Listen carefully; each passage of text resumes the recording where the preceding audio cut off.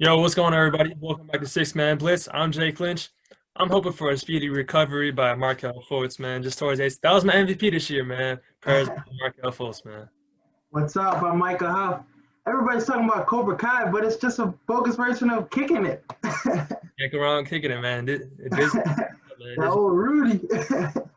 All right, so we got a great show for you guys today. We got an interview with former NFL wide receiver and current filmmaker Kyle Prater. We talked about him being number 8 overall recruit in the country, coming out of high school, 5-star, going from USC Northwestern. We're getting a little bit of that, a little bit in the Lane Kiffin, a little bit between them. Not too much though. 60 minutes, man. Into him and the shifting gears, and then we finished off with my TikToks. I mean, nothing wrong with TikTok, man. Always getting a TikTok. And then after the interview, we have the first round of the playoffs to get to, and we got a great preview on that. So we got a great show for you guys today. You guys can always find us on Spotify, Apple Podcasts, and YouTube. Make sure to subscribe, download episodes. Make sure to give us a 5-star rating on Apple Podcasts. Follow us, man. Anything else, follow us on Instagram and Twitter at Man Blitz. Now let's get into the interview. Yes, sir. Okay, now we welcome on the show former NFL wide receiver, filmmaker, a good friend of mine and mentor of mine. You can find him on Instagram at K2P21, and you can find his production company at C_G Prod on Instagram as well. This man is no other than the man himself, Kyle Prater. My boy, Blake. It's good, Huff. How y'all feeling, man? Thank y'all. Good. Great to have you on the show with us, man. We're ready to do a great show. Yeah, man. I love what y'all doing, man. I love this. I love what y'all created, man. I love seeing the up and comings, man. Especially Jake, my guy for sure. Got to show him love. Shout out to GNS. Man, we was doing that commercial. That commercial was hot. Yeah, I just got to show him love real quick, man. For those who don't know. Yeah, you're our first guest on the podcast, man. No other way to do it than KP himself, man. Appreciate you being on again, man. Love. All right, so you grew up in Maywood, in Chicago, and so having grown up in Maywood, you even have it tattooed on you, like on your forearm and everything. How much does Maywood mean to you, and how much has Maywood involved you into who you are today? Well, bro, being from Maywood, it was, like the area that I grew up in. I was blessed and fortunate enough to have both my parents. But the area I grew up in wasn't the best. I stayed on 13th and Van Buren, right off 290, and I got the 290 tatted, and that's why I got Maywood. But where I grew up, man, there was a lot of my homies didn't make it. You know what I'm saying? Like a lot of them got trapped into the streets. A few of my friends, could have went farther than I did. Had probably at the time when I was growing up had more potential, but they didn't have the guidance like I had at home and like my parents. So, just the area where I'm from, man, a lot of my homies, Corey Cooper, Twan, those guys went to play collegiately and professionally for a little bit, knowing that it was a struggle to come from where we come from. So it was a vibe at a sense of learning the growth. You know what I'm saying? Yeah, no doubt. I mean, a lot of people don't make it out and they have that story, man. It's definitely one to be proud about, and using your platform is definitely something to be good about. Yeah, for sure. So where did the love for football start for you, KP? It started in Maywood. My father, he, at an early age put a football in my hand. And, I started playing Part 1 at the age of 7 for the Maywood Bucks. And then, that love. Yeah. I wasn't even playing receiver then. It was funny. I played left guard, believe it or not, in the end. So his hand in the dirt. They always have the best players play on the O-line, blocking for somebody's kids. Yeah, because at the time you don't be you ain't grown into your body. Of course, you're still a kid, and plus you ain't built up the confidence yet to really understand if you're good or they're not putting you at the position. So I feel like it's just sometimes you get thrown into a position and they see Spurs oh, you should be playing receiver, and that's what it was. I think what happened was Coach Rick, and it wasn't even on the football field. We was in Maywood on 15th and Maywood Drive, I believe, at our coach house, and everybody was just kicking it over there. And like he was in the front. Coach Rick, shout out to Rick though. He was playing arena ball at the time, but was coaching us. And he was like Michael Vick. I think he was right-handed, but threw just like Vick. He used to be throwing these joints to like kids, to like us. And I was like, one day, like went to go catch one of them, and I ate that joint like. And it was like, yeah. Prater, we gonna try you out at receiver. And plus I was like gangly as hell, like just running. You remember when I first start off at receiver, they always say put your hands up. Yeah. But like I was making plays though. And then it went from there, and then I just grew. It was crazy. Yeah, because when you start off, they just throw you anywhere. I mean, you don't know where I to swear. Yeah, they probably threw y'all anywhere too, which it's only right. You got to. Yeah, I mean, because the coaches can start off at quarterback instantly. I'm just like, oh, come on. I'll be like, what? For real.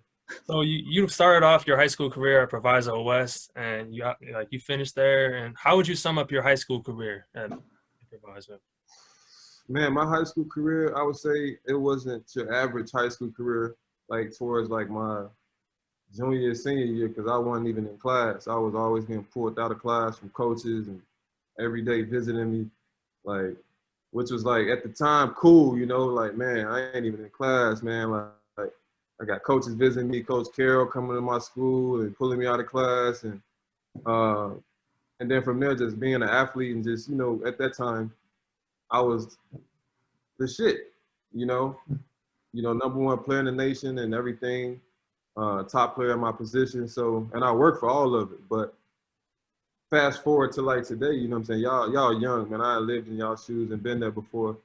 But like it's a certain point you get to where like you look back on your life, especially at that time where like if Instagram was at that time, it would be crazy because the extra distractions, you know what I'm saying, that I had in my life. And so in high school, man, it was dope. You know, I was able to like still have an experience, you know, at school as far as like my prom. I went to school early, but I came back for it. So yeah, it was a pretty eventful, you know, few years in the high school. Yeah, so speaking of like that, you were the shit. I mean, like, how was it being like a top recruit? Like, I know a lot of baggage and everything, but like, there had to be a lot of pressure on you to perform and just. For sure. Yeah, it's a lot of pressure, man, and that's why I just said like, looking back on it, you know, there's no manual to like deal with how to be the #1 player in the nation and how to deal with like what comes with that, the people that's pulling you all up, you know, people you don't even know, the who's and like coming out of the woodwork people. So like for me, bro, like now, like I was always humble, but I fell off the tree a little bit because, you know, again, there's no manual to being like the #1 player, going to Southern California, having everybody know your name in the state, outside the state. So again, it was just like a lot. But, you know, again, like today, you know, I'm humble. I appreciated it. You know, it was good to have that experience though. Yeah. You talk about Carroll pulling you out of your office and stuff. What made you choose USC over schools like Notre Dame and stuff? It's a good question. I get that a lot, man, because me and my family, we always talk about, because that was one of the teams that I was potentially going to go to, was Notre Dame. I remember the receiver coach, Rob Iannello. It was Charlie Weiss there. I just think, man, for me, I wanted to go, be away from Chicago and like grow up and like be a man. My dad always preached, you know what I'm saying, you got to go out there and grow and be a man, get away from the house. And I was like, all right, let me go 2,000 miles away at the best school in the country, that puts out talent every year. And I know I can compete with everybody because I was going to the U.S. Army All-American games and in the combines, I was dogging everybody, like couldn't nobody guard me. And so it was like, from there, it's like my confidence is like, I'm gonna go out to SC, I'm gonna do 3 years. Like they say, it was projected first round, but it didn't happen, you know? So injuries happen, a whole bunch of things, adversity happened, which I did, which you saw in the documentary that, you know, shifting gears. But yeah, man, it's a crazy time. But SC, man, I loved SC at the time. Coach Carroll was there. But the thing is about that, he recruited me, but he left. Right. How was that when you left? Yeah, so it was weird, bro. It was weird. It was tough because he recruited me the whole process, and then he dipped and went to Seattle. And I know it was business, understanding the sanctions and all that, but that's a little bit deep. It's a long-winded story. But Coach Kiffin came in, and I ain't finna go talking about Coach Kiffin on this podcast. And like not today. Like he ain't. I'm not giving it. But it was a lot, bro. Like my career is not your average, you know, player coming in, but it was a lot of underlying shit. Right, and you said like you talk about Lane Kiffin, and because he recruited you at Tennessee, and Ed Orgeron recruited you at Tennessee too. So how was it? Those two were at Tennessee recruiting. Yeah, man. I like Coach O, man. Coach O is a good dude. Like you can see your impersonation. Coach O, my best Coach O impersonation. Got to. Oh, that boy. How about them Tiger? Yeah, he be always in mode, man. He be always in mode, man. But he's such a good dude. Like he wasn't my coach, but when I was at SC, he was the D-line coach. But he vibed with everybody. Like he was, hey, what's up, babe? Babe. Like he call you babe, you know, that's how he is. But he was a good dude, man. But like, as far as the Lane Kiffin thing, I think that's a conversation I want to have, like down the road. That's like 60 minutes. We'll talk. We'll have ESPN. We'll have 30 for 30. You know, because it's a deeper. You know, he knows. But I ain't afraid to have that talk with him, man. We're just not right now. But it's a lot, bro. Like you 2,000 miles away, you get hurt. You go out there. Coach Carroll leaves. That's who recruited you. That didn't happen. Yeah, you knew Coach Kiffin from Tennessee. He recruited you, but at the same time, the vibe, when you get hurt, they look at you differently. You get hurt. So it's a lot. So yeah, next question, bro. Talk about the adversity that you faced, like you talked about in Shifting Gears. How hard was it to go through the many surgeries, the many injuries you went through? It was tough. It was tough, man. Like I would say more tough mentally in my spirit. Like physically, yeah, hurt pain-wise, but like for me, like when you saw in the documentary, I talked about the being addicted to opioids, you know, being dependent on pain medicine because I was always on it because of my injuries. Those was the hardest times. Like that adversity, having to rebuild myself up, my confidence up from being highly dependent on that and not playing and not, you know, going from being the best player in the nation to like, you know, doubting yourself, you know, are you still good? Which you still are, but injuries make you feel like less than, you know what I'm saying? And when you go through that process in the locker room, it's a lot with your peers, your players, your teammates look at you differently. Like without even knowing it, it's a whole energy shift. Like, you know what I'm saying? So, and I had to deal with that repeatedly, like over and over, 5 surgeries. I know guys had more than me, like other surgeries. Like shout out to Alex Smith, the guys that had way more surgeries than me, that have amazing stories, and I love it, like testimonies. But everybody's unique. Like mine was like, they did a lot of damage on like my spirit at that time, my confidence and my mind. So I had like to be where I'm at now was like work. And like, I'm talking real deep. I know y'all like super tapped in, but like it takes, when you get hurt, it's gonna happen. It's inevitable. Like it's gonna happen. Something's gonna happen when you play. So what I really focused on during those times was this. Like the game is 90% mental, 10% physical. Once you tap in here, you can go through all that. Again, it's gonna happen. Again, like I just said, but you'll be better prepared here to go through it. That's like when you break that threshold, conditioning is nothing. Like I remember at Northwestern, when this is when I broke the threshold and when I had my best season at Northwestern, which got me in the league, because all my injuries, they written me off. But I didn't. I remember, oh man, I lost my train of thought. Man, I just remember just at conditioning this one time where, like, of course we have to do 110s like 12 times. Like, it's for time. We got 60 yards. We got all these conditioning things that break you down. We got this thing called winning edge that they do that just breaks you mentally, like, to be conditioned, because, you know, the game's usually easy. Practice is supposed to be hard. And I remember, like, one time, like, before this one rep, I was dog-ass tired. And I was like, bro, but, like, you have to do this, because if you do this, you'll be in the game, you will never get tired. Like, you understand this is good for you. And as simple as that, like, you know, you hear the coach be like, man, we doing this so we can be in shape. But, like, really when I clicked it, and I was like, that shit is so true. Like, this is temporary pain. You know what I'm saying? And so, like, bro, and the only reason I got to that place to really start tapping in my mind, I think the most high for that is that, like, once you tap in there, bro, like, you really can let loose and play fast, freely on the field. You know, as far as plays, you see some guys, I know y'all see that video on Instagram, and went surface with a tight end went in motion, and he got smashed because he was just, like, lax and physical. Because he didn't know the plays.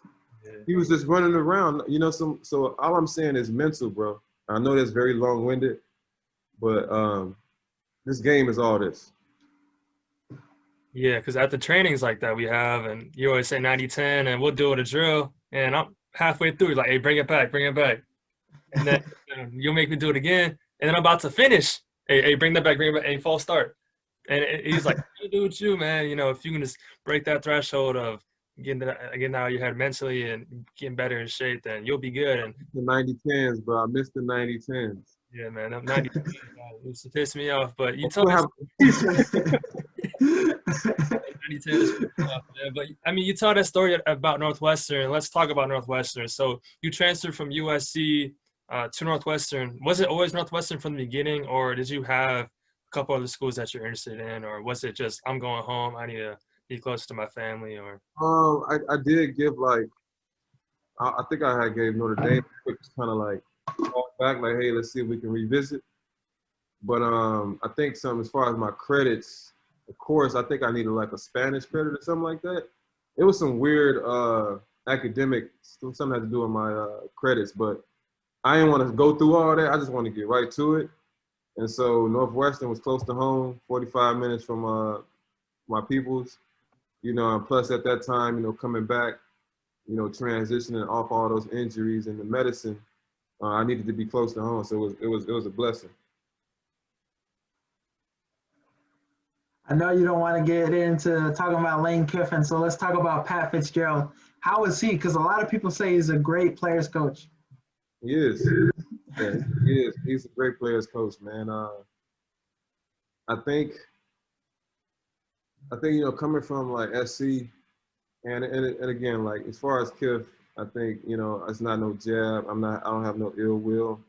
I feel like as a player, you know, we all go through things with coaches, but I feel like that conversation will happen one day. But the demographic was two different demographics of school. You know, SC, you got the locker room, which is like the whole locker room is projected first round and second. Everybody getting drafted type at that time.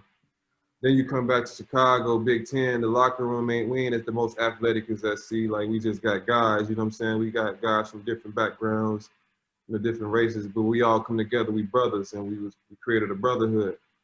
And so, not saying it was a brotherhood at SC. It's just I saw that we didn't have much at Northwestern, but we worked with what we had. We got the #1 graduation rate, which for me, academically, my mother always told me get that degree. I wanted to get that, and I did. But also, like, at the same token, like playing with Fitz, he played. You know what I'm saying? He played at Northwestern. He was in the same locker room, so he know the game. He was emotionally tied to the game as much as we was. And so you can relate to a coach like that, you know. And plus, you know, every time we played Iowa, he would be pissed because, you know, Iowa, he broke his leg first time. And then, like, it was like every week at Northwestern was like, when we playing like Iowa,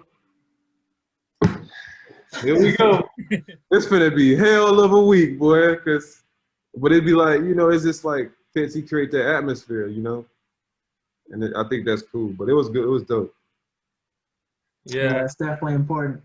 Yeah, and Pat, he just got that fired up energy to him, and the strength staff does too. They're out there with the starts getting hyped before the game and everything. Shout out to Jay Hoot and the strength staff, man. Them my guys. Yeah, they always excited and everything, and it's just how could you not root for them? I mean, they Yeah, went. shout out to Springer too. Shout out to Spring, the receiver coach. It's my dog. So you finally emerged on the scene as a senior. You know, you had 535 yards and 2 touchdowns. How was it finally being back out there after all these injuries, all these slow, like? Well, it felt good. Road, and how just talk us about how it was. It felt good. I feel good. I got to give credit to like, you know, God always, but like that year, the training staff, I sat Tory, the head training staff, a guy down, Tory Lindley, and I said, man, I don't want to be hurt no more, man. I'm tired of all these injuries. What do I need to do? Do I need to come here early, prehab, before practice? What do I need to do? Be like, you know, proactive on anything, rehab. So I just to come in there before, like, every day before practice that season, like, hour before practice, maybe like 2 hours.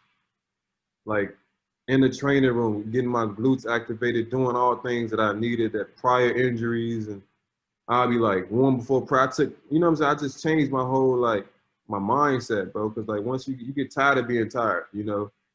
And so, you know, that year to be actually have, I didn't have 1,000 yards, you know, like you said, 535 yards, 2 touchdowns. But I tell you, those 535 was the best earned 535, and the 2 tugs were like, they were key moments. Like it was, all those yards were like key moments in games that led us to wins, you know. So like, and that year helped me. So like, honestly, bro, it was just fun, you know, especially Notre Dame, you know, that's like my, like, claim to fame, if you want to call it, you know. But like having that game, bro, like I felt that game, that was me as who I was before. Like if I had one chance to give the world like who I once was after all those injuries, like Notre Dame was the game. Like, because they couldn't stop me. I just in my bag. I felt I was healthy. I'm back, and I wasn't gonna lose. And y'all know that energy as an athlete when you're in that hot zone. It's like, bro, why you in front of me, dog? Like you're not trying to cover me, bro. Like it's just that energy. It's like you just, you know, it's just all the hard work over the years. I'm in this moment. We down. I'm in Notre Dame. It's thousands of people in the stands. I live for this moment. Like I've always, in every big moment, like I always was calm, cool, but I was ready for that joint. And I was like, let's go. All the years, that moment was like all the years. Yeah, So, I was about to ask you about the Notre Dame game too, and yeah. you had a big game that year, and you know I'm a Notre Dame fan, but I'm also a Northwestern fan, so I like both teams. So when they played each other, and you know, seeing you catch that corner route and just going into the band, man, you know, that was a good game, man. But yeah, you locked in, man. Just saying. Yeah, man, that going into that band just reminds me of Golden Tate when I went to go watch USC versus Notre Dame when I was on my visit. I was committed to USC. I went to Notre Dame versus SC at Notre Dame. I used the visit at Notre Dame to go see SC, which is like probably messed up. Yeah, that's you can't do that, man. But it's not even like that though, bro. It's not even used. Those teams I was both in, like I might go to at the time. It was Notre Dame, it was Illinois, and USC, Michigan, and Oklahoma. And so I wouldn't say use them. I would say like I'm going to watch 2 teams play at the biggest game rivalry in history, and I saw Golden Tate jump into the dang on the band. And I'm like, yo, and I caught a touchdown in the crowd, like right there by the band, like, and it's like, it's just crazy. So it's like, it's dope. That's why I mentioned that. So that's a blessing. Yeah. Yeah, for sure. So what is one thing that a coach has said to you that stuck with you throughout your life? Oh man, I tell you one thing, Johnny Morton from USC, which was my receiver coach at SC and my receiver coach with the Saints. He was always hard on me, super hard on me, but I appreciate him for that. He always told me like notes, like I write everything down.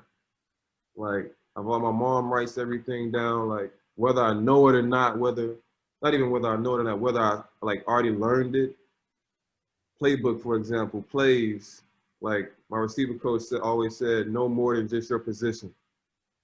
Don't just know what you're doing, know what everybody else is doing, make you play freer. You can also be able to do more. The more you know, the more you play. And so like he always just say know those three things, and that just not only applies in football, but like in life.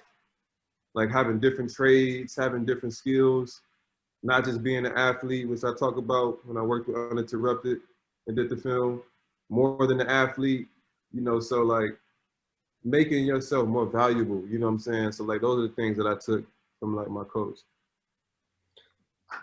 So after your collegiate days, you know, you go into the draft and you don't get drafted, man. How was that? Like, how did that sit with you, like getting undrafted? Because a lot of these undrafted guys got chips on your shoulder. I know, you know, you got that, you talking about that fuel that you got. And I mean, I could see you having that fuel. Just how was it being undrafted? Well, I expected it. I knew I was going to be undrafted. I knew based on my, like, the injuries, and there was, like, a long list, you know, and I had one good year. I was probably going to go, like, maybe 7th, I thought, you know, something like that, 6 or 7. But I went undrafted. And so, like, the next day you sitting at home, you just like, I don't remember myself being pressed. You know what I'm saying? I think I was more like, I just need an opportunity. Like, and they got tryouts that they bring you in on. I think before I went to the Saints, I went to the Browns. The Browns called me in for a tryout, and they wanted to sign me, but they said, we want to run you through the tryouts, you know, with the rookie mini camp, as a tryout with the rookie mini camp, see how you do, and then we sign you from there. And they didn't. And they said I was not explosive enough. And they almost, the funny thing about that, when I went there, they almost sent me home without even performing first, because I had a lacerated kidney, like two games going into the last season. So when I got healed, they thought I wasn't healed, and I played in an All-Star game, an All-American, a Medal of Honor game, and I got cleared to play. And I remember going to the Browns after the draft, and they was like, well, it looks like you're not healed all the way from your injury, because I had lacerated my kidney. And I'm like, bro, I just played in the whole Medal of Honor game in January, and this is now like May. You know, we just about to go rookie minicamp. And so they say no, the doctors don't know. Well, the doctors in cahoots and told me like, no. So I'm walking out the training room and all the guys checking in. The coaches don't know that just happened. I'm about to get on the flight, because they're like, yo, somebody gonna send me on a flight back to the crib. I get a call from the Brown receiver coach. I forgot his name, Hilliard, I forgot his name. He was a black guy at the time. He's like, yo, KP, where you at? I'm like, bro, I'm about to get on this plane, dog. Y'all done sent me home, they ain't tell you? And he's like, what? He's like, man, get off that plane. Like, what's going on? Like, man, I said, I guess my injury, my lacerated kidney, I guess the doctors ain't seeing eye to eye or something. And they weren't seeing, the coaches didn't know that. They just, you know what I'm saying, everybody's a funnel system. So, like, everybody don't be on the same page at the organization. But I ended up not getting on that flight. It was late as hell. They did install. Y'all know what install is, right? Yeah. Like play installation. Yeah. And they did that. And I need to know that because I'm on tryout. Like, right. I need to, like, know what the hell is going on. So I'm get back. They get me back to the hotel. All the players getting off with their binders. And, like, somebody's meeting me to give me my play binder. I got to teach the damn plays to myself the night before practice. After just being on the plane about to take off, and they like, no, we cleared it up. They cleared it up. They said you'll be good. Yeah, because the install, I mean, they install and then supposed to know exactly what you're supposed to do the next day, and you teaching it to yourself, that's like, that's. Yeah, bro. And the thing is, luckily, bro, like, I'm smart. Like, I ain't a student of the game, but, like, I ain't smart enough to the point where, like, the next day to go out there and, like, really execute based on, like, y'all probably got check downs, hots, reads, coaches. Y'all done did a 4-hour install with the coaches. So, like, people don't be hearing these little stories, dog. Like, and that's what my podcast is going to be about, these underlying stories, like, athletes go through, not only just men, but women, too, when they going through the funnel of them being undrafted or not, or draftee, you know what I'm saying? But I got through that shit. So But I ended up leaving there. I know this is long-winded, but I'm a long-winded person. I tell stories. I'm a storyteller. Go ahead, man. I'm a storyteller, man, but I'm giving y'all facts. I ended up doing the 3-day camp. They didn't sign me. I remember, bro, like it probably wouldn't matter to them, but to receivers at that time going through camp, I had like this like I maybe had like a ingrown toenail or some shit that was like super bad, bro. Like, and it was hurting every time I ran, but I couldn't say nothing, right? I'm already the guy that's coming in walking wounded. You know what I'm saying? We just giving you a little peasantry try, you know? You know, so like, I didn't perform at the best, but I remember getting on the, when they said, nah, man, we're not gonna sign you. I remember getting on the bus and like calling my agent, Aston Wilson at the time. I was like, man, bro, that's it, dog, I'm cool. I'm about to hang him up. That's why I was like, I'm about to hang him up. He was like, not just yet. You know, shout out to Aston from saying this to this. He's not my agent today, but he was like, man, just go at home. You know, you're feeling kind of down right now. Just sit on it. We'll see what we can do. And then I get home, I chill out. Saints called me under the same type of deal. They mini camp was a little bit later. So I was able to get home, and then they saw me, and then they called me, and they brought me in under the same tryout basis. And I remember like, bro, this is my last shot. I'm just giving my all. Like, it was a 3-day mini camp, rookie mini camp. I'm on the tryout, and I earned that was when I signed my first contract. And I was like, bro, this is better than like, I feel like that was better than getting drafted. Cause I had to earn that shit. Like I got the best player of the camp. Like I was going in and one-on-one. I remember, bro, just letting it go, and my toenail was clean. That's the key, man. It's for you young receivers, man. All you need is some. Y'all gonna be routes looking crispy and all that. Tell him. Yeah, man. Yeah. So you talk about your experience with the Saints a little bit. How was working with an all-time great like Drew Brees? A blessing, bro. Like again, like I had 2 years with him, and then the 1 year, my second year, I was able to go to San Diego with him in the summertime when he take all the receivers. He take us out to San Diego. He put us up in a hotel. We throw routes out there. We just every day in the nice ass weather at this high school is dope. And just connect. And we work out over this place. Where's that place called? I can't put my finger on it. But it's just cool, man. I remember being in his back seat. he gave me a ride. I feel like he gave me a ride in this Tesla, bro.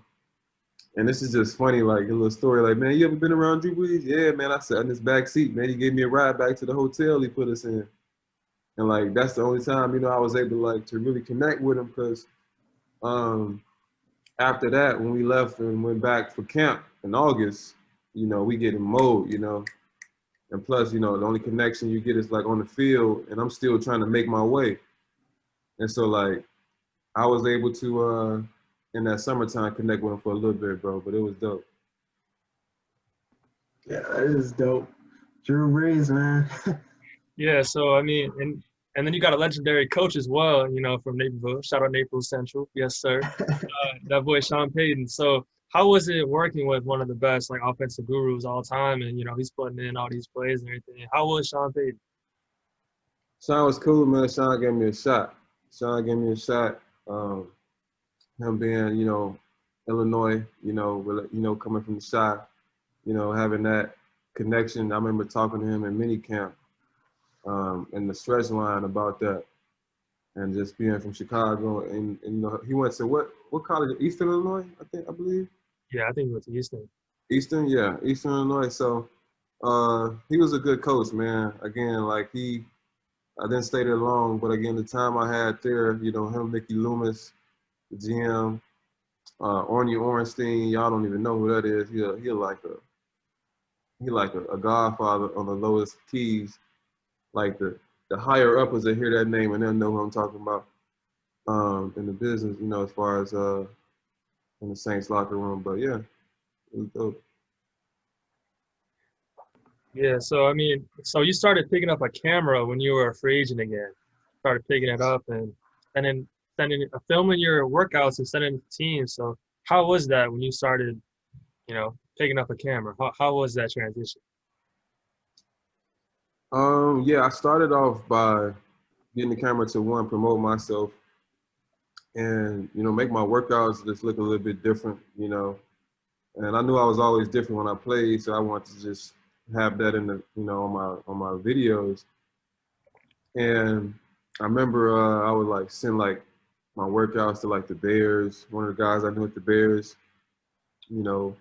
And so I just wanted to like one just be, you know, different and one have something to do outside of like the game, being at the house, you know, while I work out and stuff. So Yeah, no doubt. No doubt. You talk about shifting gears, the first video and the second one. What do you want your viewers to get out of those videos? man, what I want our viewers to get out is that as an athlete, one, that I want the viewer to know that there's more to the athlete and that they need to see us in these moments where we're going through that transition. And they need to see us when we're out, you know, as far as, you know, finding ourselves and what we go through.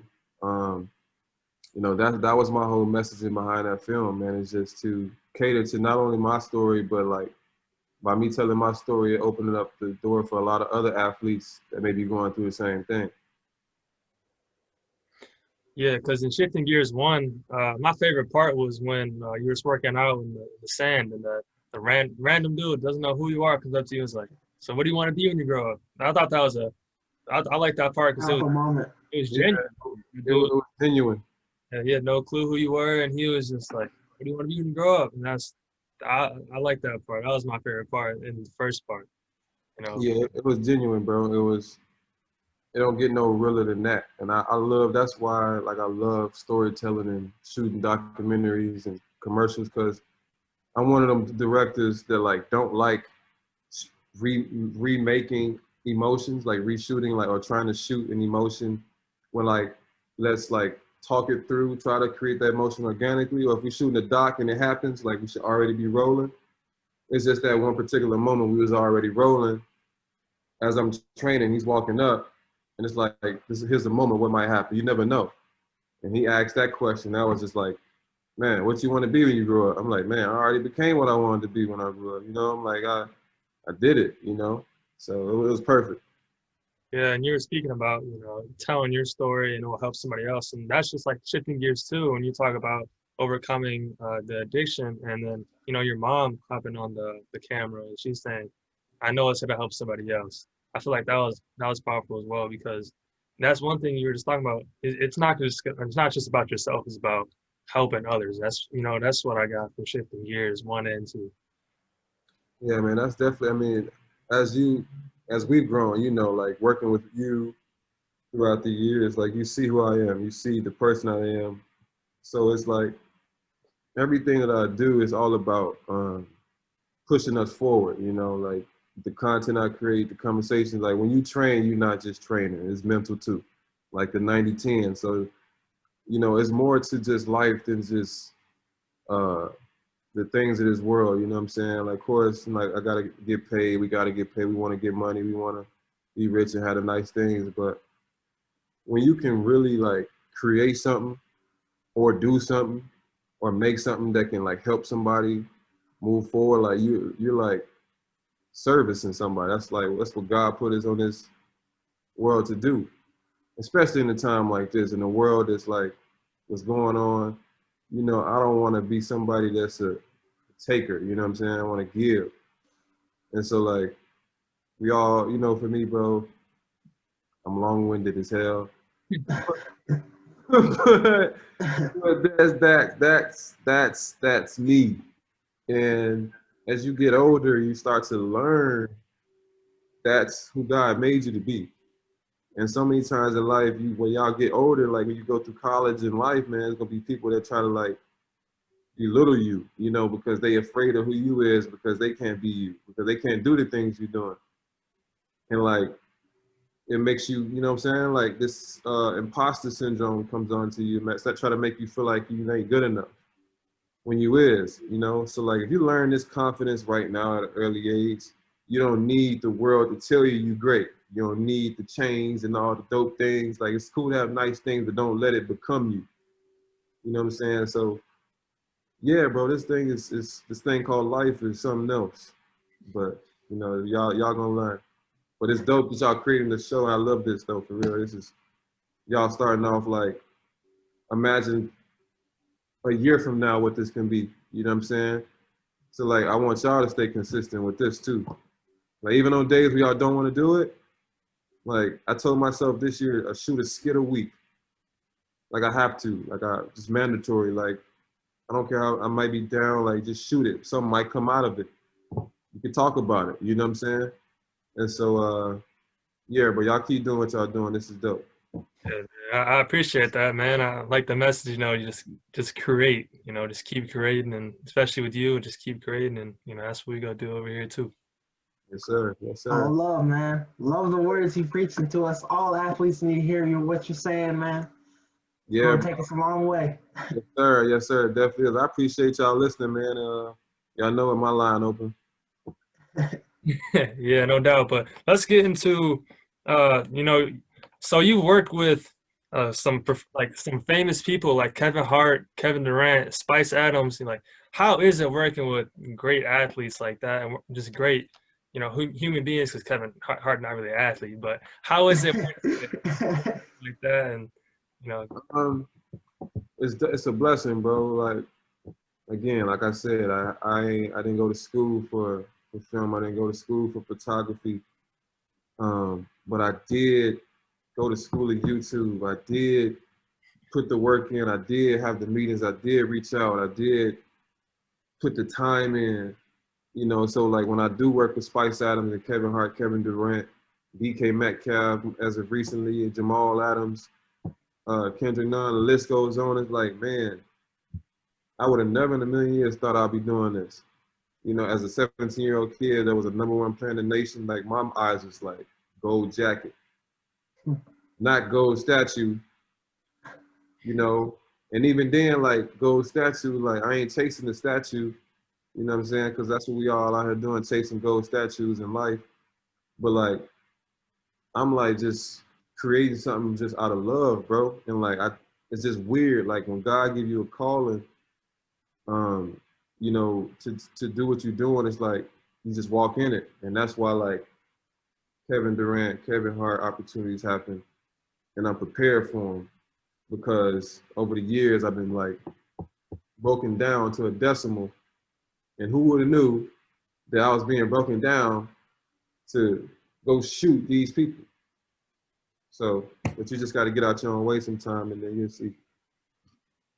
Yeah, that's amazing. Would you say you had the most fun working with? Dang. we'll stump you on this one. Damn, it's tough. Dang, bro. You know what? When we shot that Spice and KD joint, that was funny. Like, cause like Spice is hilarious. Yeah, I was about to say that. It's like it's hard to beat. Reels. It's hard to beat him, man. When he comes in with those high-waisted shorts and the goggles, he just funny himself. Like he's funny, man. Like you see him on different commercials and stuff. It's like it's hard not to like him. Yeah, he's super dope, man. Like, but believe it or not, like a lot of people, and he has this too, and like I think a lot of artists have it. Like, we be on so much, like you doing like listen when I say on, like turned on so much that like when you meet the person, they like you be expecting them to be like that on Instagram, and they not in a bad way, like not in a bad way. It's just like he's regular, like. Yeah. But he could turn that funny switch on like that. but he's funny, you know. So like, I think it's dope, bro. Like, and then KD, like working with him, I remember having that meeting and having to like pass out the like script to the whole team so everybody can like know like what I'm doing as far as like shooting today with Spice, him, and the whole storyline with the treatment. And I was like, because like couldn't nobody else be in this room. It was like because we were shooting at the McCormick place, actually, at the McCormick place, and I remember like couldn't nobody be in that room but me, him, and the Nike rep team and the marketing team, and KD and Spice, and I had to brief them. I was like, bro, this is my first like big time, like, you know what I'm saying, like my first time ever, like getting an opportunity to like do this. Like, up until this point, like I've worked up and did some things, but I was like, whoa, this is like I'm finna brief KD and Spice on a project for Nike, and it went well, bro. I don't know if y'all saw that piece, man, but it's super funny. Like, it's just cool, bro. Like it's cool. Yeah, I remember you know, you were telling me, hey man, I'm about to go work with KD. I was like, that's dope as man. I remember that it was that summer, and I was like, that's crazy, man. You know, it's always been like that, man. Yeah, it's love. But you know, you've worked with Nike and Eastbay before, like these big companies. And how has it been working with these big companies? Like you just touched base with Nike a little bit. Like how was it working with other companies like Eastbay and Champs and these other big companies? It's been cool, man. Shout out to my partner Abby. You know, she's my business partner. I've been managing, you know, work with media relations over here. She does a lot. She worked at Nike for 12 years. So I had like a little leg up in a sense, you know, with the Nike projects. She put me in position with her contacts in there to be able to do these projects. And so I can't take all the credit. But like working with these brands, man, like Eastbay too, you know, Champs, Corn, which is, you know, we did the commercial with DK Metcalf, and then the company we worked through for that is King Sports. Shout out to them, Clint.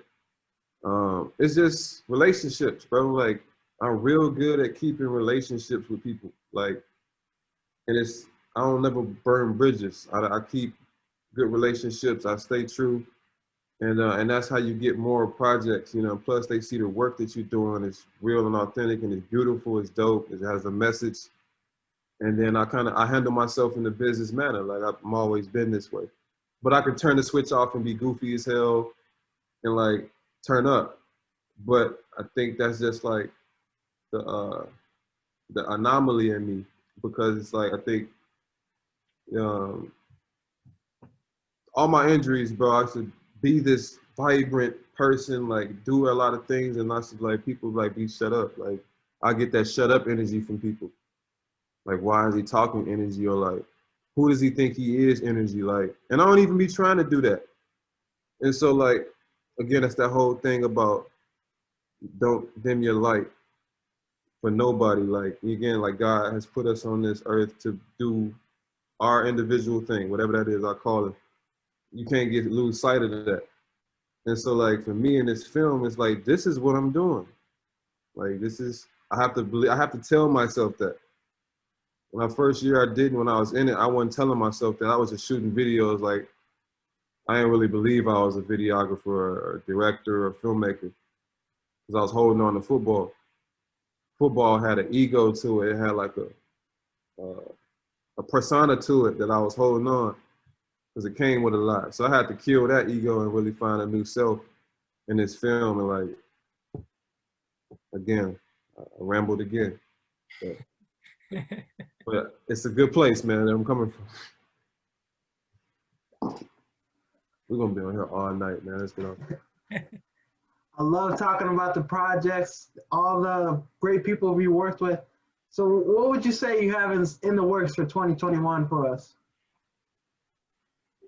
Any more big names?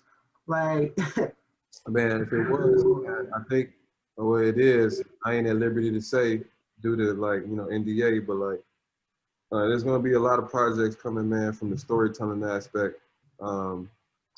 Podcast, of course, you know, coming soon.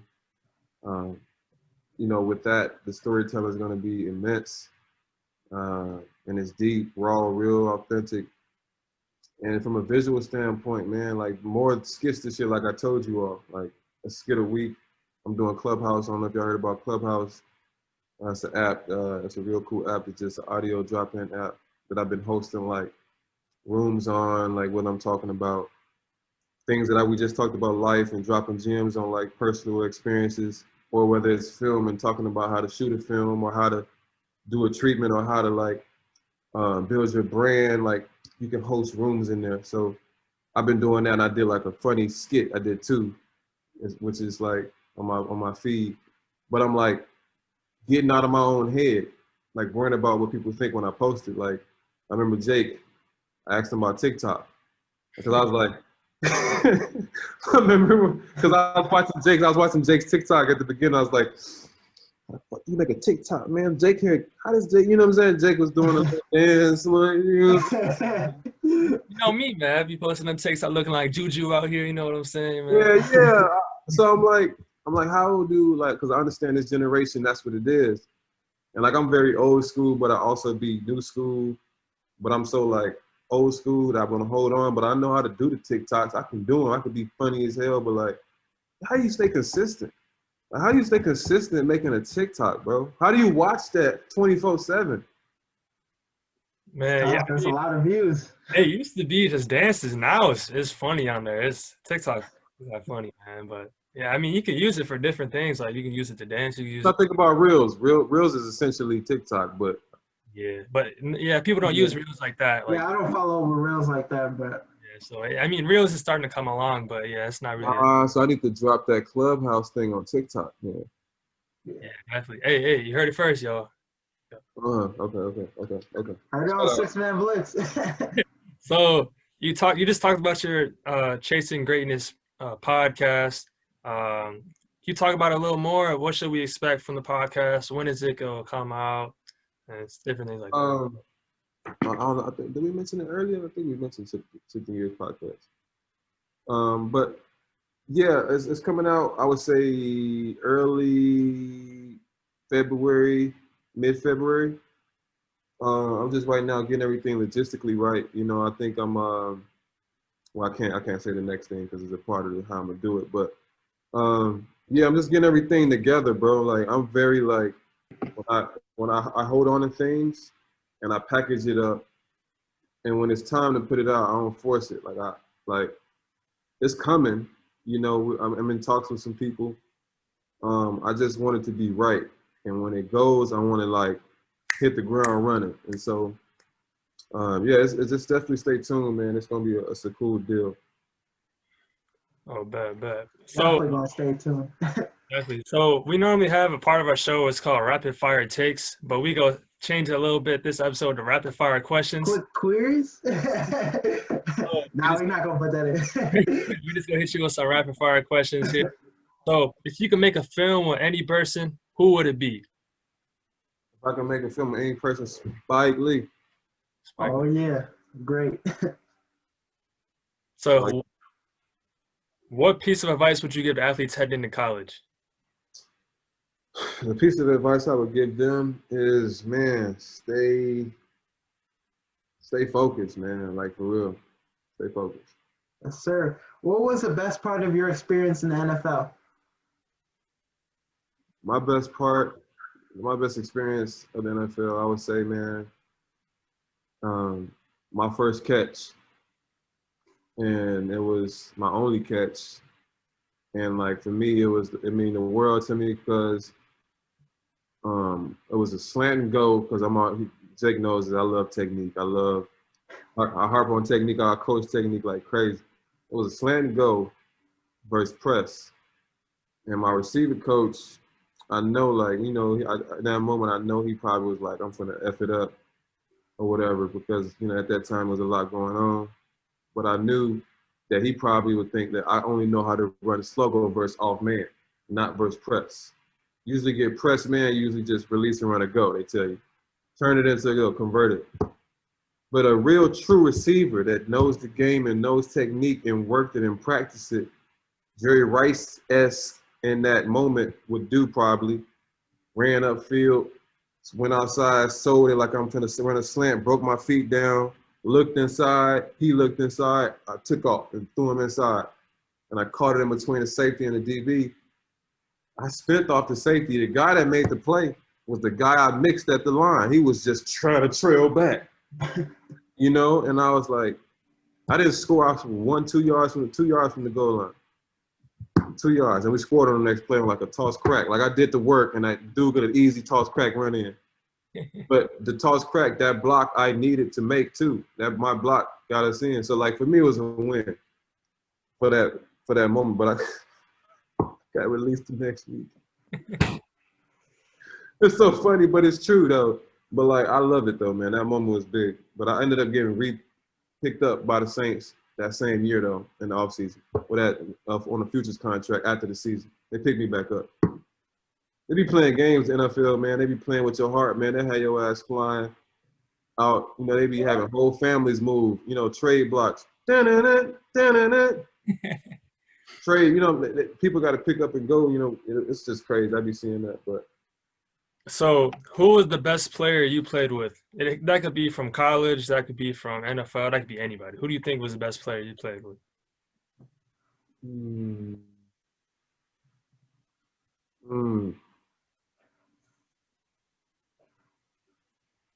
Dang.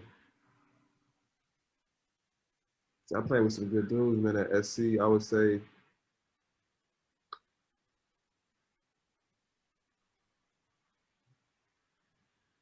Sharice Wright was a good guy, DB, Nikhil Roby, TJ McDonald. These are all defensive guys. I had to battle against them in practice. I got a lot of respect for them. Who else? You played with Rob Woods, right, at USC? Yeah, Woody. Yeah, I was going to get to him. Woody, yes. Yeah, Woody, Bryce Butler, Marquise Lee. Dang, bro, I play with some guys, bro. I play with some good guys, man. Shout out to my guys at Northwestern, Venrick Mark, Kane Coates, TJ, Tony Jones. Yes, sir. Ibrahim Campbell. Man, Trayvon Green, my whole team. It was cool, bro. Like, I enjoyed playing with my teammates. Okay. Why did you wear number 21? 21? One, prime time. You know, Deion, 21 was always like the prime time number. If you have 21 on, you got to be that dude. You got to be somebody. You got to be special. And then my birthday is on the 21st of June. And then 21, my mom's birthday on the 21st of January. And just 21 has just been like a number, bro. Like, it just, you know, now, you know, hence the year is 2021. So, like, it's just been like my number, bro. Like, it's just something that I've always gravitated to. So, you caught passes from Drew Brees, but how about, would you rather catch passes from Tom Brady or Aaron Rodgers? Ooh, tough question.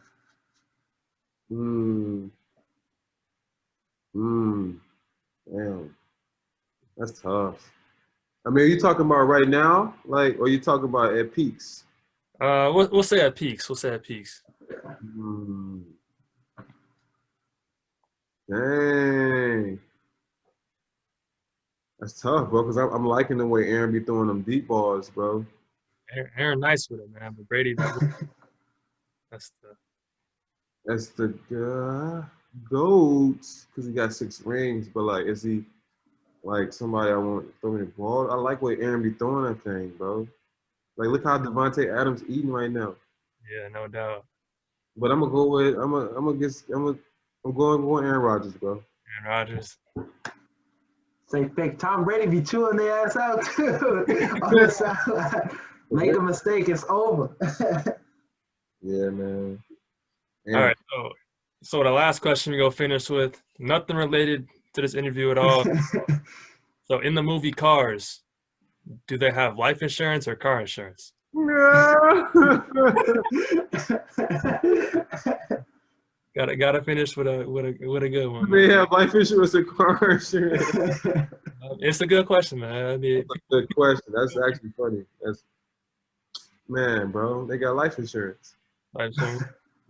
But they already a car. Like what? It could go either way, man. The movie's titled Cars, so it could be cars. It could go either way, man. It could go either way, man. Hey, I need car insurance for my car insurance.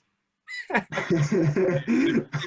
got you, man. Say less, man. But, man, that was the interview. So, man, we appreciate you for coming on, man. And, hopefully we have you on soon. And, go subscribe to the podcast. Coming out soon, man. Follow him on Instagram at K2P21. Thank you again, man. It means a lot, man. Thank you, man. Great show. Appreciate y'all, man. You, Huff, Jake, man. Appreciate y'all, man. GNS. You already know. Greatness never sleeps, dog. All right. All right, welcome back to the show. Hope you had some fun listening to the interview. Now, we got first round of the playoffs this week. It's first man. With 7 teams. It's the first time. So we got 6 games to talk about. 6 games to talk about. Let's get into the first one right now on Saturday. Let's get into the number 7 seed Colts heading over to Bills Mafia in Buffalo to play the number 2 seed Bills. This is probably going to be like the best game of Wildcard weekend, man. This Colts team, even though they're the number 7 team, they can hang with any one of these teams in the AFC. Well, it's probably not KC, though.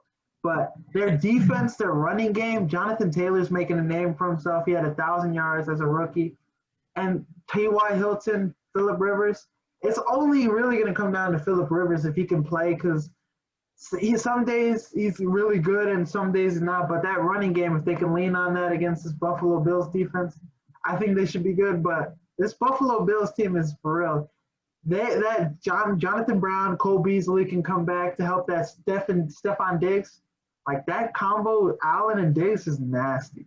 That Sean McDermott is doing a great job this year with progressing Allen. So, but I got the Bills in this one. Yeah, I got the Bills in this one if Stephon Diggs and Cole Beasley play, because their list is questionable right now, which is not a good sign for Bills fans. But I've said this whole podcast since we started in November. My dark horse are the Colts. I like the Colts defense. I like the way how they run the ball.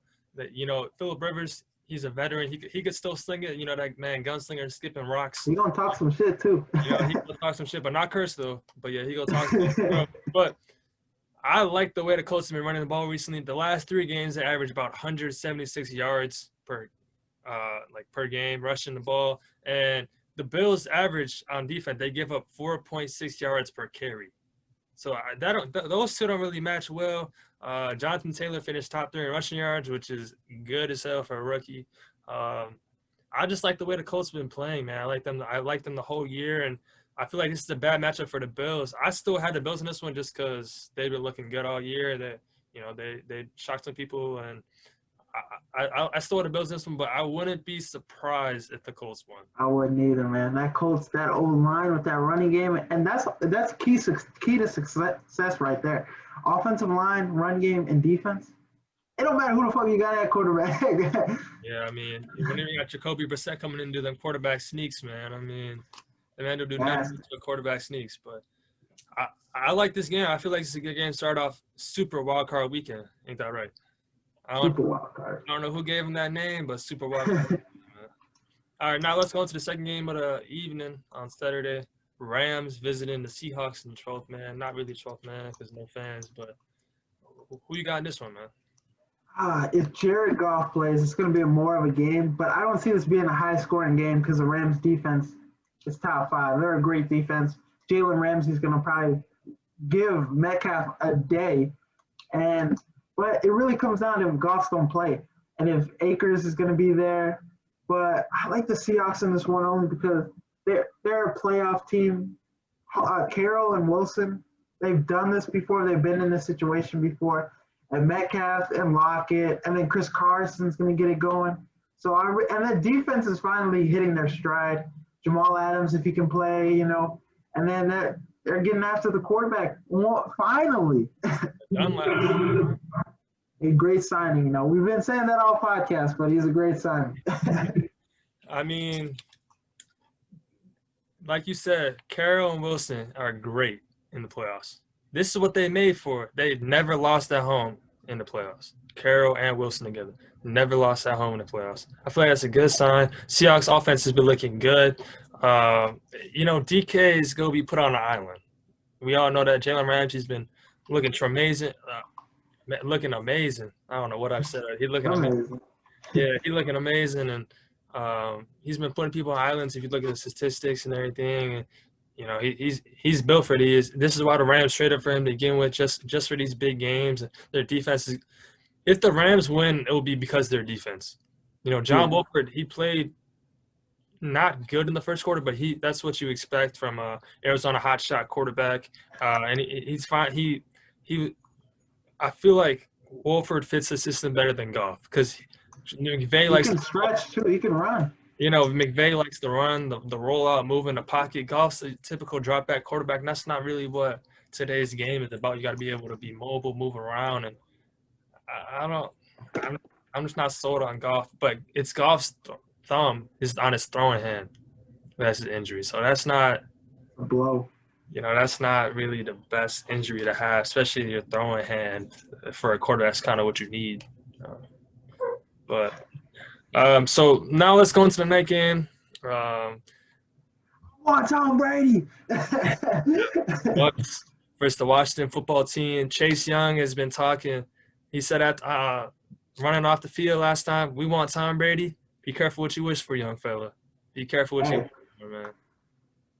Tom Brady has not fared well in primetime games, especially at nighttime. The old man needs his rest. That TB12 method, man. But this is the playoff time. I don't like from last year's game when the Titans, who not really known for their defense was a lot better last year. They held him to 13 points and he gave up a pick six. So I don't know which Tom Brady we're going to get in this game. Are we going to get an older Tom Brady or are we going to get him? And Mike Evans is, day to day right now, but like we said, it doesn't matter. No, they got Antonio Brown. They got Chris Godwin. Ronald Jones was back in the backfield last week. And they have a great defense, but this is Washington front five. They do an amazing job. Even in the back end, they play very well. And it's going to be tough. And Tom Brady is going to be under pressure and stuff. He doesn't fare well under pressure. So, but I'm going to take the Bucs because they're more experienced team. Yeah. How you say with the football team having that defense, they can't move the ball on offense. They're talking about Alex Smith might not play, and, then that leads to Taylor Hanke. The XFL quarterback, Tyler Hanke, and I'm just not sold on the Washington football team. Next year when they get Cam Newton, you see them reports, Cam Newton to the Washington football team next year. But Tom Brady, ready for the statistic, bro? You ready? Let's hear it. Tom Brady has the same amount of playoff wins, or he has the same. Tom Brady's Super Bowl wins, he has 6. The Bucs as a franchise has the same amount of playoff wins. And the Bucs have been around for like 45 years. And they only have 6 playoff wins. That's embarrassing. What a stat. That's embarrassing. These Bucs have not played good in their whole career. In their whole franchise. They had the good team in 2000, which is good with Gruden and everything. But this franchise has not been good. And that's what Brady brings to the table, man. He brings these games. But he's never been a road dog. He's never been on the road in a wild card game before. So that's something to take account. But I think the Bucs just gonna be too much for the football team. Yeah. I think Evans probably is gonna play, and then if they can't move the ball offense, you can't win games. They gotta win. I can't see them scoring 21 points. I can't see them scoring 21. I don't know. Now let's go into the Sunday slate of NFL games. Let's start with the one at 1 o'clock Eastern time. Ravens versus Titans. Lamar Jackson looking for his first playoff win, and who did he lose to last year? Tennessee Titans. So let's see how this goes. Got a different beast to throw to. Throw up the bones. Des Bryant. But if the Ravens can just stick to what they do, they're the number 1 rushing yards per game. They lead the NFL. And if And Lamar Jackson, first quarterback to run for 1,000 yards in back-to-back seasons. But if him and Dobbins can do what they did last week, ooh, if they can get a running game like that, Dobbins gets 100 yards and Lamar Jackson gets 100 yards, like this Tennessee Titans defense is not good. And I think if they can use that running game to chew clock it, keep the Titans offense off the field, that will play a lot to getting Lamar Jackson his first win. I got the Ravens in this one. Yeah, no doubt. Like it's definitely gonna be a rushing attack game.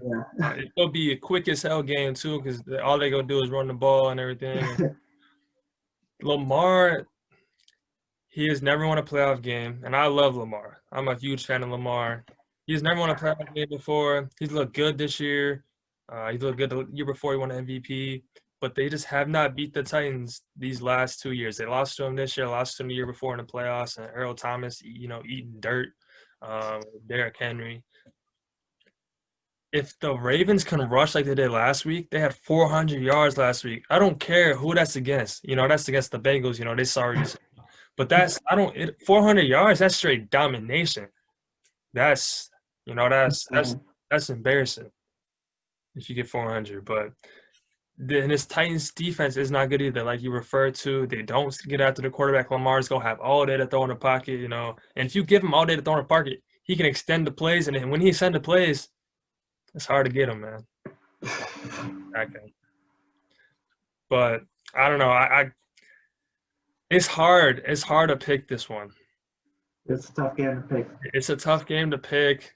But I'm taking Lamar, man. I think I'm gonna go with the Titans here. I think I'm gonna go with the Titans. I'm not really sure on this, but I think I'm just gonna go Titans. Titans are at home, and they're the home dogs. Only home dog this week. So give me the Titans.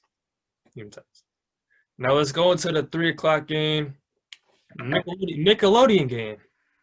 Nickelodeon game. Is SpongeBob gonna be commenting the game or what? What SpongeBob Patrick started gonna make an appearance or so? Let's go into the Bears traveling to the Superdome and the Saints. Shout out Who Dat Nation and Kyle Prater, like we just said. But Bears versus Saints, man. I know you a Bears homer, and they ain't coming. I said they were gonna get in the playoffs. I quote me on that. You did. But the Bears versus Saints, this should be an interesting game. Like, the Bears just need to put up points like they put up before the Green Bay game. And, like, when we're on 4th down, we can't have dumb play calls like that, like we did. But this Bears team, you need to get David Montgomery going. That should be our new, like, identity is our run game because our O-line is finally gelling well together. They've been playing very well. If we could get that run game going, then roll out and throw those little swings where we have a receiver running out into the flat or whoever, Cole Kmet, play action, that's going to set up our play action, and we're going to keep getting the ball moving, keep the chains moving, keep the Saints off the field because, our defense, when they're tired, man, jeez. Yeah, and Alvin Kamara tweeted out just a few moments ago, see y'all Sunday. That's not a good sign for Bears fans, man. Roquan Smith we need to see him Sunday. We need to see Jalen Johnson Sunday. If the Bears to get Jalen Johnson and Roquan Smith playing, that's going to be a good sign for their defense. But if they don't got those two, and but if the Saints could play with Alvin Kamara and Michael Thomas, it's hard to beat that big three. That three of Drew Brees, Michael Thomas, Alvin Kamara. And this is Drew Brees' last go-around. Adam Schefter said he's probably going to retire, and he probably should. He's not the same Drew Brees anymore, and he can barely make those throws anymore. And he broke the 12 ribs. I didn't even know you had 12 ribs. But I think this is his last go around. So that Drew Brees is gonna play with a chip on his shoulder. He's doing his whole career, but I think it's different this playoff because he knows it's the last one, and I think it's just different. So I got the Saints in this one. Yeah, man. But if you're a Bears fan, just hope that something miraculous happens and the Saints lose. Again, some crazy pass interference happens, or Minnesota Miracle, something like that, man. Yeah, the Saints don't have good playoff luck, but if the Bears win, they got the Packers again, so that's not looking too good either. So either way, season's ending. Pick your poison. I'll pick your poison. Now let's go into the last game of the week. Browns versus Steelers. They played last week. The Browns ended up winning, but the Steelers benched a lot of the starters. Browns barely edged it out. But Kevin Stefanski and some coaches on the team are currently in quarantine and will not play. Some players on the team have been in isolation and quarantine as well. So who you got in Browns versus Steelers? This is a tough game to pick against because I don't trust the Steelers. And I like the Browns, the new team. They're finally in the playoffs. But them getting the playoffs, they're going to leave as soon as they got in. The Steelers team is finally healthier. But Stefanski going out ahead, being a head coach, one of the head coach of the year candidates, I think that's going to be a big miss. He's going to be texting the OC, at home, like, hey, run this play, run that play, Like, I don't know how that works. That's interesting, but I got the Steelers in this one only by, I have more trust in them. Big Ben, he's got 2 Super Bowl wins in his belt. So they have beat the Browns before when it mattered, and they beat the Browns. So, but I mean, if the Browns can, have their OC or whoever the interim head coach is right for this game, they can get that running game going against, because there's some holes in the Steelers defense. Bud Dupree is out, Devin Bush is out. They can get that, running game going. Nick Chubb can have a big day. Kareem Hunt can have a big day and get him out of the backfield, catch some passes too, get some things going maybe. But I got the Steelers. I got 2 words for you, man. Mike Prefer. I think I'm saying that right. Prefer. The interim coach for the Browns. Special teams coordinator. Don't know who the hell that is. I'm just gonna throw that out there. He the interim coach. So it's hard to win a game, especially in the playoffs, when you're on the road, you're not favored, you've had a good year, you've had a lot of COVID outbreaks in the facility, and I feel like it's just hard to win without your head coach. But I've been a Browns fan this whole time. I'm a big fan of Baker. I love what Baker doing. The man waking up dangerous on Sunday. Don't sleep on that man. If he wins, he's going to have 5 more Progressive commercials. Hey, I mean, it's a new Progressive commercial each week, man. That man coming different. I got the Browns this one. I still got the Browns. I'm going to stick to the Browns. I feel like they're going to figure everything out. I hope they figure everything out, because the Steelers, they haven't looked good to me this whole year, and the Browns just look better. But of lately, the Browns have not looked the same as they have midway through the year. So we got the College Football National Championship next Monday. There's been some concerns of not playing and, COVID outbreaks at Ohio State. Nick Saban's daughter been on Twitter. Justin Fields just need more time to heal his ribs. They don't really have an outbreak and all this and that. But if Justin Fields needs another week, then that means Waddle is going to get another week to heal, and he's going to play. Waddle started practicing this week, and he's looked good. So not a good sign for Ohio State, but let's see what you got, man. Oof. I didn't expect Ohio State to be in. Clemson, I thought that was going to be a tough out, but they played extremely well. But it's going to be a tough day if Waddle's playing. Because Waddle, Devontae Smith, Heisman winner, and then you have Najee Harris running up the middle. It's going to be a tough day, but if Ohio State can pair what they did against Clemson offensively, if Trey Sermon can have 193 yards like he did against a good Clemson defense, and if Chris Olave can have 163 yards receiving like he did, and Justin Fields can have 6 touchdowns passing like he did, then they're going to have to put up numbers with this Alabama team, and it's going to be a shootout. But I'm going upset, man. I'm going to Ohio State. I don't know, man. If you couldn't guard Devontae Smith, how you go guard Jalen Waddle as well? That man, Sean Wade, he's been looking good all through his career, slot corner. And then they moved him outside this year. Man, be getting exposed. Isaiah Powell had like 170-something yards. Man, straight exposing him. Devontae Smith. The receiver from Indiana, too, man. Devontae Smith go run them double routes. Ding, ding. Oh, throw up the peace sign. He's done, man. Devontae Smith, the Slim Reaper, Heisman winner. Ugh. I just feel like Alabama's just they're so good this year, man. Their offense their offense is up there with LSU's last year. I don't know Yeah, who's they're like LSU from last year. I don't know who's better, but Alabama could definitely be better. I just Mac Jones is looking good this year. He's been looking very accurate, but his receivers have been open, but there is very accurate, and you know Najee Harris hurdling defenders and everything, and I just feel like Alabama's offense is just too much for Ohio State. I just don't see Ohio State winning, man. I just, I counted them out versus Clemson, but I had every right to. They ain't look good in Big Ten play. They finally turned it around, but I don't see them. Justin Fields putting up 6 touchdowns versus Bama. I don't see it. I don't see it. Chris Olave, he's going to be covered by Patrick Surtain, who's going to be a top 10, top 15 pick in the draft. So, first round pick, man. Who's going to prevail? I feel like both of them are first round picks. So, it's going to be a great matchup on the outside, and hopefully that game gets to be played on the 11th. Hopefully with COVID and everything, it gets to be played, and we see a national championship crowned on January 11th. All right, so man, that's it for the show. That's it. Thanks, man, for all the downloads you guys have been doing, all the love you've been showing us, man. Keep it up, man. We appreciate it.